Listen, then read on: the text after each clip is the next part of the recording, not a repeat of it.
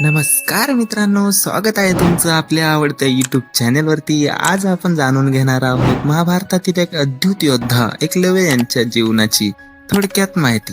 चला तर मग सुरू करूया. एकलव्य निष्ठेचे आणि पराक्रमाचे प्रतीक आहे.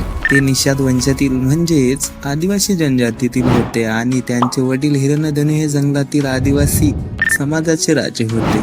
त्यांच्या जीवनाची कथा महाभारतातील सर्वात प्रेरणादायी कथांपैकी एक आहे.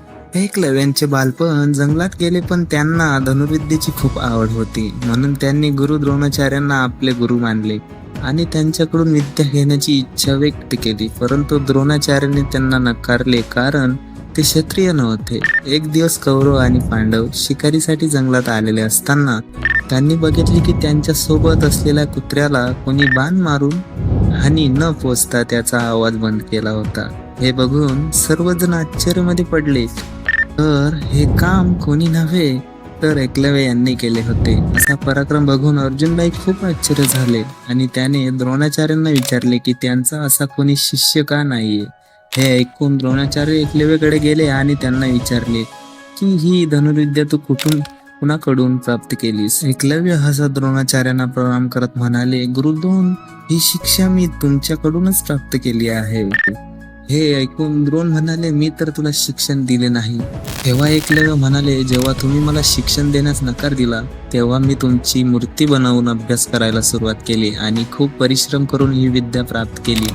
हे ऐकून द्रोण म्हणाले की मी तुझा गुरु आहे ना, तर मग मला आता गुरुदक्षिणा हवी आहे. आणि द्रोणाचार्यांनी एकलव्याकडे त्यांचा अंगठा गुरुदक्षिणा म्हणून मागितला, जेणेकरून अर्जुनला कोणताही प्रतिस्पर्धी नसेल. एकलव्यांनी विचार न करता गुरुदक्षिणा म्हणून आपला अंगठा काढून दिला आणि पुन्हा धनुर्विद्या शिकण्याचा प्रयत्न केला. एकलव्यांचे जीवन निष्ठेचे आणि आत्मबलिदानाचे आणि अपार मेहनतीचे उत्तम उदाहरण आहे. त्यांच्या कथा आजही आपल्यास प्रेरणा देतात आणि शिकवतात की परिश्रम आणि निष्ठा यांच्या जोरावर काही साध्य करता येते. तर मित्रांनो, ही होती एकलव्यांची कथा. तुम्हाला ही माहिती कशी आवडली हे आम्हाला कमेंट्समध्ये नक्की सांगा, कळवा. आणि चॅनेलला लाईक, शेअर आणि सबस्क्राईब करायला विसरू नका. भेटूया पुढच्या व्हिडिओमध्ये. धन्यवाद.